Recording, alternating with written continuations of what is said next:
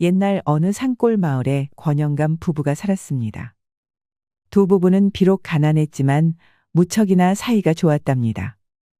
부부에게 딱 하나 아쉬운 것이 있었으니 그건 나이가 환갑이 되도록 자식이 없다는 것이었죠. 해서 권영감은 매일같이 산속 암자를 찾아 불공을 드렸답니다. 부처님, 부처님, 부디 이놈에게 자식 하나만 점지해 주십시오. 제발 딱 하나만 내려주십시오. 둘도 아니고 셋도 아니고 딱 하나만 주시면 소원이 없겠습니다. 암자의 주지스님도 매일같이 찾아오는 권영감을 보며 덕담을 아끼지 않았습니다. 오늘도 불공을 드리러 오셨구려. 그리 정성이 갸륵하니 언젠가 좋은 소식이 있을 것이외다. 감사합니다, 스님. 부처님께서 제 소원을 꼭 좀 들어주셨으면 좋겠습니다.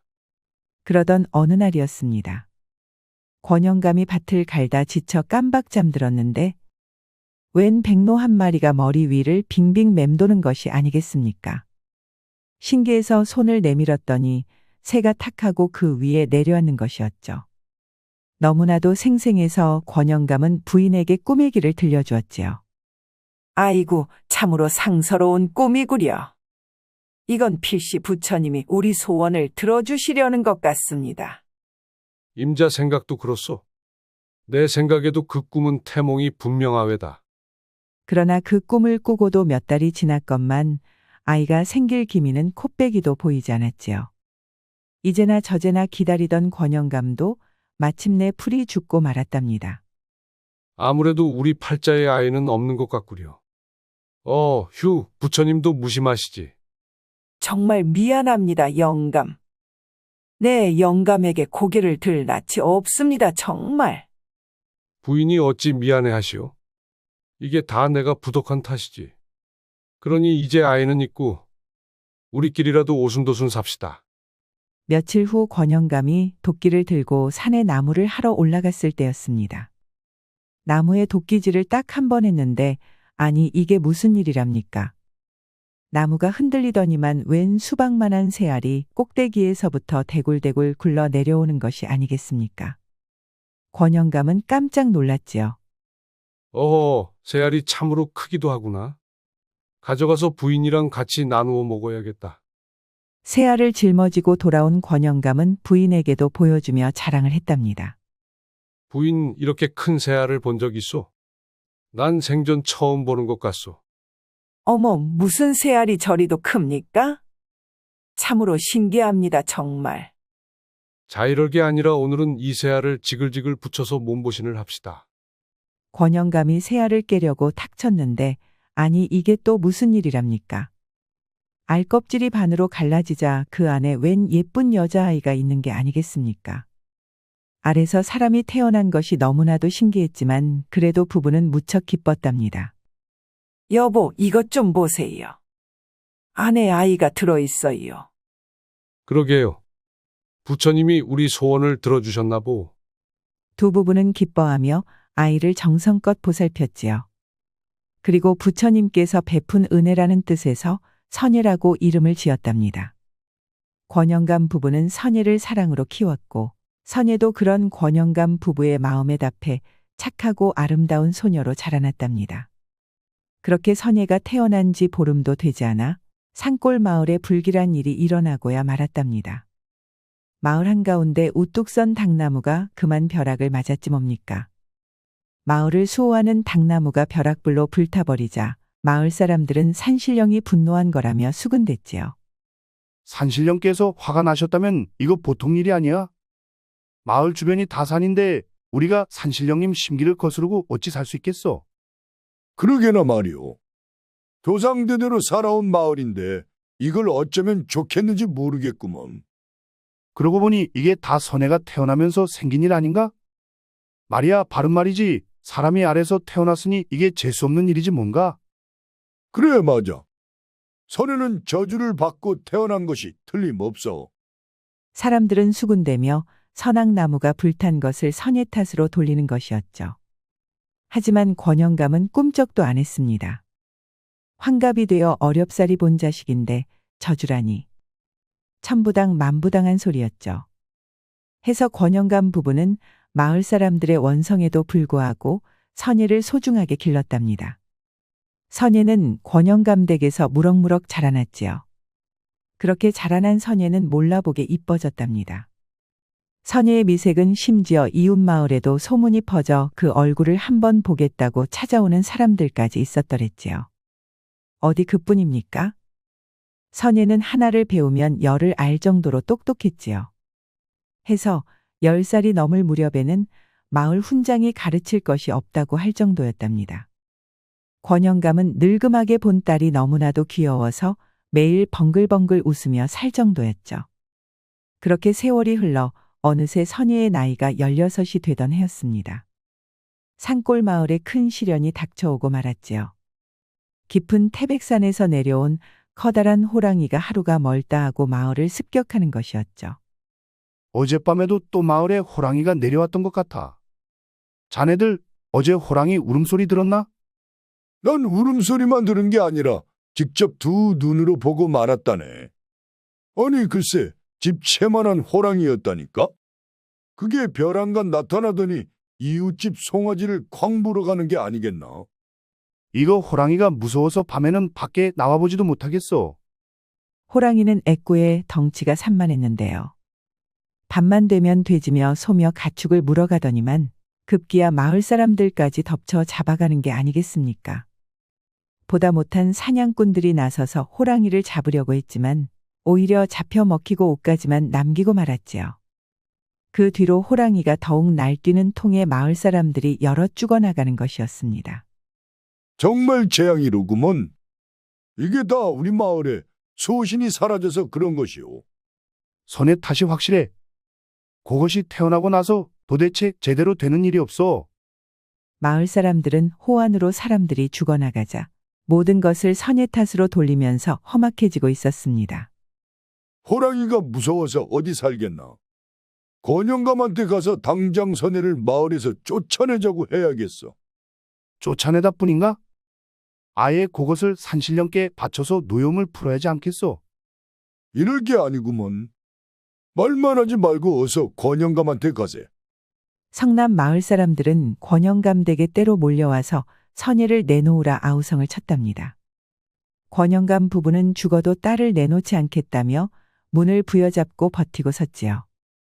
허나 마을 사람들이 한꺼번에 밀어붙이니 권영감은 문짝제로 넘어가 버리고 말았답니다. 그 바람에 대돌에 머리를 박은 권영감은 그대로 쓰러져서는 일어나지 못했습니다. 그리고 마을 사람들은 선예를 붙잡아서 불타버린 당나무 앞으로 끌고 갔습니다.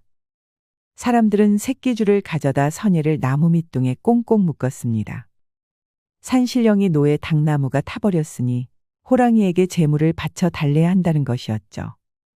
이제 산신령이 보낸 호랑이가 선혜를 제물 삼아 데려갈 것이구먼. 어휴, 이걸로 호환이 끝나면 정말 좋겠는데 말이지. 이보게들, 우린 그만 몸을 피하세나. 여기 있다간 선혜랑 같이 호랑이에게 화를 입을 수 있으니. 그렇게 마을 사람들은 몸을 피하고 당나무에는 꽁꽁 묶인 선예만이 남았지요. 홀로 남은 선예는 무서움과 서러움의 눈물을 죽죽 흘렸습니다. 마을 사람들의 모진 행태가 너무나도 야속했고 뒤로 떠밀려 넘어진 아버님의 건강도 걱정이 되었답니다. 그렇게 훌쩍훌쩍 울다 지친 선예는 그만 기절하고 말았습니다. 얼마나 시간이 흘렀을까요? 선예는 누군가 흔드는 손길에 정신을 차렸답니다. 괜찮으시오. 눈 좀 떠보시오. 아니, 여기가 어딘가요? 눈을 뜬 선예는 깜짝 놀랐답니다. 분명 당나무에 묶여 있었는데 정신을 차리니 왼 방에 있는 것이었지요. 군부를 떼는지 따끈한 방은 무척이나 아늑했지요. 거기다 눈앞에는 웬 사내들까지 있으니 놀랄 수밖에요. 이곳은 태백산 기슭의 주막이오. 마을을 지나다 나무에 낭자가 묶여 있길래 여기로 데려왔다오. 맨 앞에 사내는 선예에게 꿀물을 건넸답니다. 목이 타들어가던 선예는 꿀물을 정신없이 들이켰지요. 고맙습니다. 덕분에 목숨을 건졌습니다. 헌데 어쩌다 그만 나무에 묶이셨소. 연유나 좀 합시다. 선예가 대답을 하려는데 말보다 앞서 눈물이 흘러나와 목이 막혔지요. 목이 메인 선예가 아무런 대답을 못하자 사내는 괜찮다며 위로를 해주는 것이었습니다. 선예는 이처럼 선하고 예의 바른 사내의 태도에 경계심을 거두고 안심할 수 있었답니다. 다음 날이 되자 사내는 자기가 서울에서 온 양씨라고 밝혔지요. 그러면서 무리를 이끌고 강원도 관찰사를 보러 간다는 것이었습니다. 우리는 춘천에 계신 관찰사 어른을 만나 뵈러 가는 길이라오. 보아하니 갈 곳이 없어 보이는데 괜찮다면 동행하지 않겠소. 양 씨의 태도는 예의가 바르고 품위가 넘쳤습니다. 이에 안심한 선예는 동행해도 좋을 것 같았답니다. 그렇게 사람들은 산길을 걸어 춘천 땅에 도착했답니다. 춘천 관아에 다다르자 아니 글쎄 아전들이 득달같이 달려들어 고개를 조아리는 것이 아니겠습니까? 어서 오십시오. 관찰사께서 기다리십니다. 기다리고 있었습니다. 어서 안으로 드시지요. 아전의 깍듯한 태도의 선예는 의아하다는 생각이 들었습니다. 도대체 양 씨가 어떤 사람이길래 아전들이 이렇게 굽실대는지 알 길이 없었지요. 그래서 선예는 아전들에게 말을 걸었지요. 아전님들, 저분이 어떤 분이길래 이토록 대접이 융숭한 겁니까? 아니, 그것도 모르고 따라오셨소. 저분이야말로 상감마마에 둘밖에 없는 형님 되시는 분이오. 저분이 바로 양녕대군이시오. 대군이시라고요? 왕족이셨습니까? 선예는 너무나도 놀랐지요. 양 씨는 가명이고 진짜 정체는 양녕대군이었으니까요. 헌데 대군이라면 높은 왕족인데 어찌 평민의 복장을 하고 돌아다니고 있는지 연유가 궁금했습니다. 그런 높으신 분께서 어찌하여 여기에 온 것입니까? 우린들 알겠소. 어쨌든 낭자도 부디 몸가짐을 조심하도록 하시오. 여차하면 저분 말씀 하나로 목이 달아나는 수가 있어. 대군이 안으로 들어가니 관찰사가 머리를 조아리며 양 씨를 상석에 앉혔지요. 그리고는 무언가 중요한 이야기를 나누는 것 같았습니다. 선예는 양녕대군이 관찰사와 함께 있는 사이에 관아를 둘러보았습니다.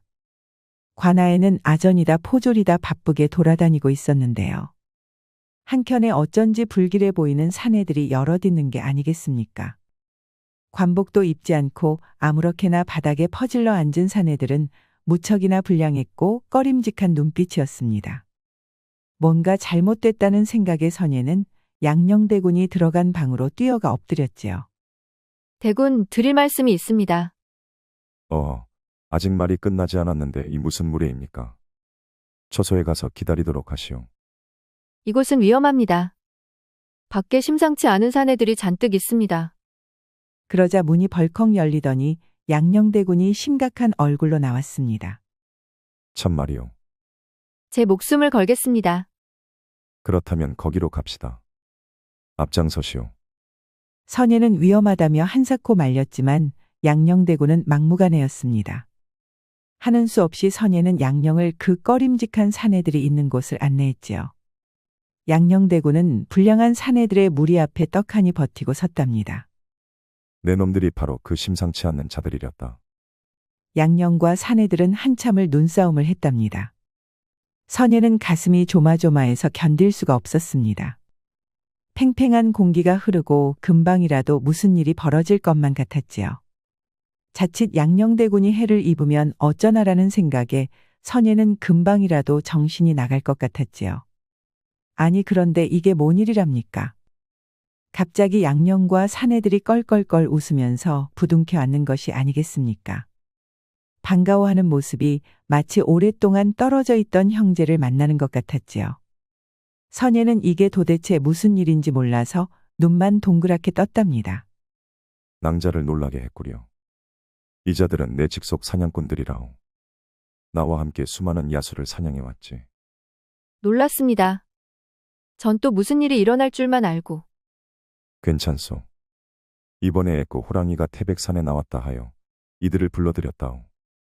이들은 마을을 괴롭히던 바로 그 호랑이를 잡기 위해 모인 것이었습니다. 그런데 내가 또다시 호랑이를 사냥하러 간다는 것을 알면 주상께서 매우 걱정하실 것이오. 그러니 선의 낭자 부디 아무에게도 말하지 않아 주시겠소. 형님인 대군이 위험한 호랑이 사냥에 나섰다는 것은 비밀 중의 비밀이었습니다. 혹시라도 주상 전하가 알면 크게 걱정할 노릇이었으니까요. 자칫하면 호랑이 사냥을 중단하라고 명령할 수도 있었지요. 해서 양녕대군은 선예에게도 절대 말하지 말 것을 단단히 약속받았답니다. 하지만 선예는 양녕조차 생각 못했을 정도로 강단이 넘쳤습니다. 양녕의 호랑이 사냥에 같이 데려가 달라고 부탁한 것이었죠. 양녕은 너무 위험하다며 한사코 말렸지만 선예는 계속해서 부탁했답니다. 결국 선예의 고집에 못 이긴 양녕은 부탁을 들어주고 말았지요. 그리하여 선예는 양녕의 뒤를 따라 그 무서운 애꾸 호랑이를 잡으러 마을로 돌아갔답니다. 혹시 모르니 처자도 스스로 지킬 물건이 필요할 것이오. 그러니 이걸 받으시오. 이게 뭡니까? 은장도라오. 내 누이가 시집가기 전에 쓰던 것이오. 정말 감사합니다. 제 목숨을 살려주신 데다 이런 귀한 보물까지 주시다니. 괜찮소. 부디 그 은장도를 쓸 일이 없으면 좋겠구려. 선예는 양녕이 내민 은장도를 소중히 품에 넣었답니다. 거의 보름 만에 돌아간 마을은 폐허나 다름없었습니다. 선예가 사라진 다음에도 애꾸 호랑이는 계속해서 마을을 습격했거든요. 소며돼지며 가축이 있던 축사는 텅 비어 있었고 사람들이 살던 초가집도 인적이 끊긴 지 오래였지요.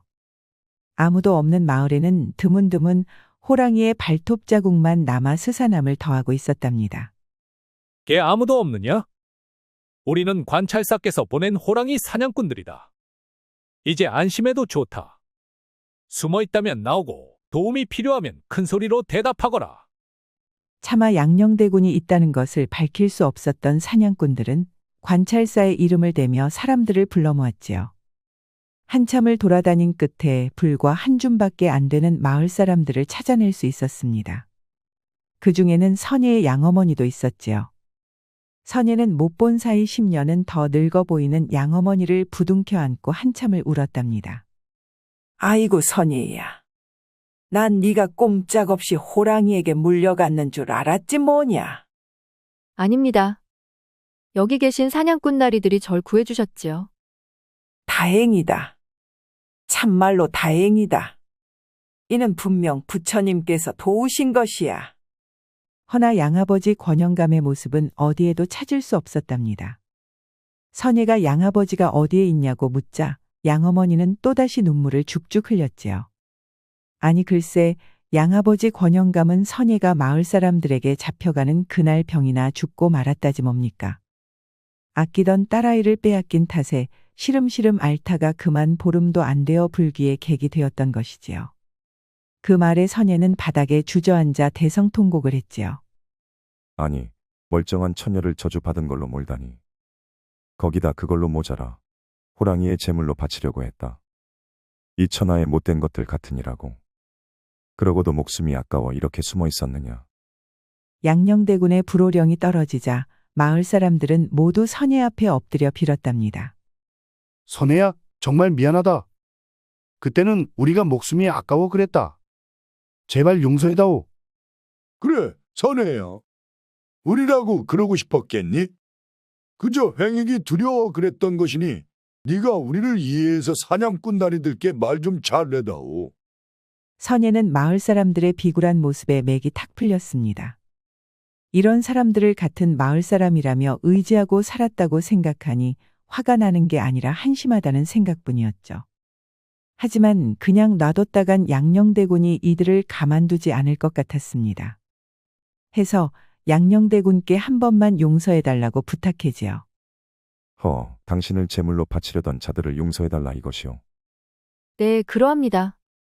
이것은 마을 사람들이 어리석고 무지한 탓이니 대군께서 잘 가르쳐서 올바른 방향으로 이끌어 주시길 부탁드립니다. 알겠소. 처자의 말대로 하겠소이다. 양녕대군은 새삼 선예가 마음에 들었습니다. 산골 처자가 어쩜 이리도 사리분별이 공정하고 마음이 넓은지요.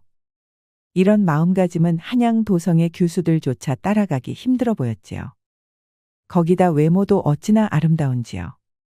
초롱초롱한 눈동자와 고운 이목구비는 양녕대군의 가슴을 세차게 두근거리게 만들었답니다. 그리고 이 모든 것은 결국 사나운 호랑이가 마을 사람들을 핍박한 탓이 아니겠습니까? 부디 용감한 사냥꾼들을 이끌고 그 못된 호랑이를 퇴치해 주시길 부탁드립니다. 그러려고 여기까지 온 것이 아니겠소. 내 반드시 그놈을 잡을 것이니 처자는 안심해도 좋소. 해서 양녕대군은 애꾸 호랑이를 함정을 파기 시작했답니다. 마을 가운데 불탄 당나무의 돼지를 묶어 미끼로 삼고는 그 주변을 빙 둘러 사냥꾼들을 매복시킨 것이지요.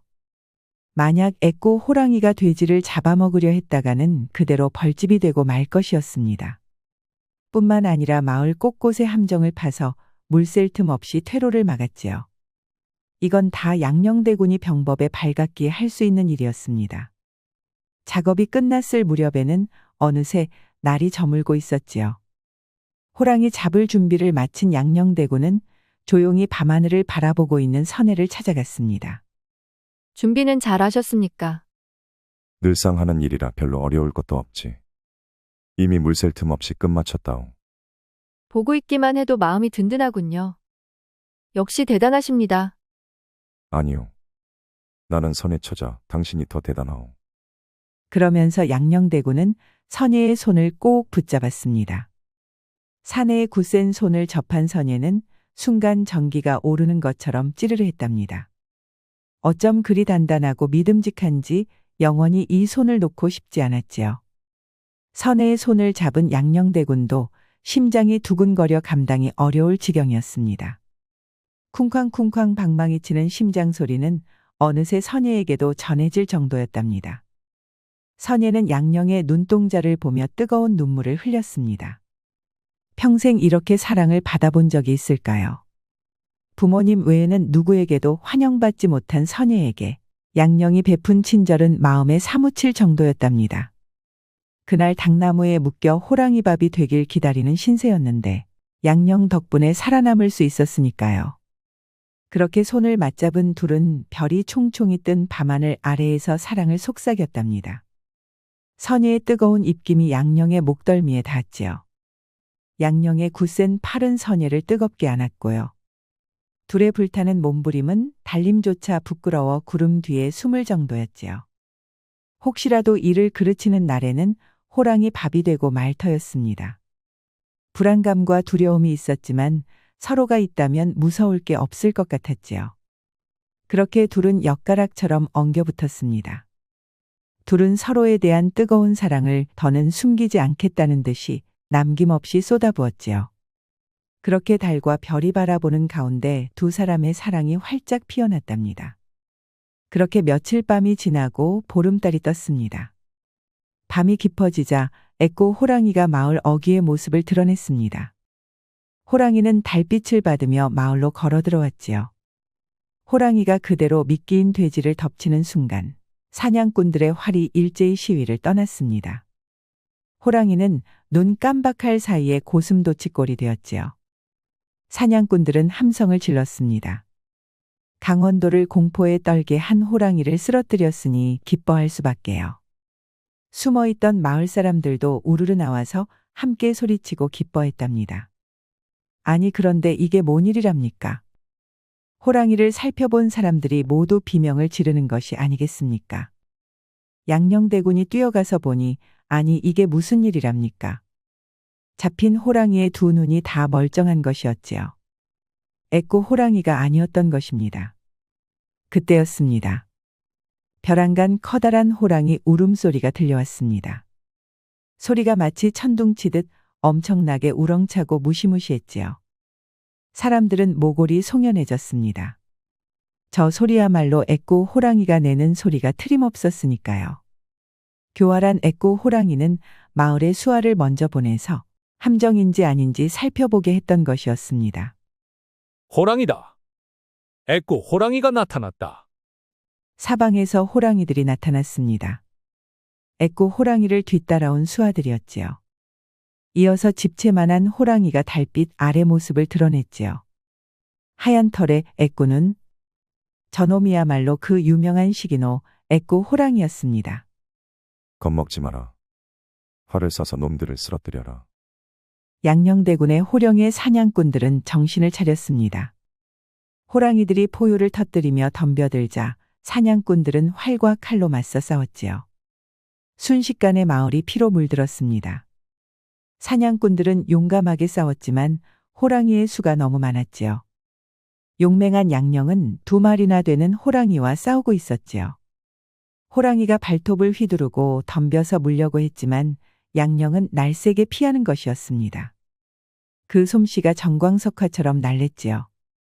마침내 양령의 칼이 번쩍하더니 호랑이 한 마리가 피를 흘리며 쓰러졌습니다.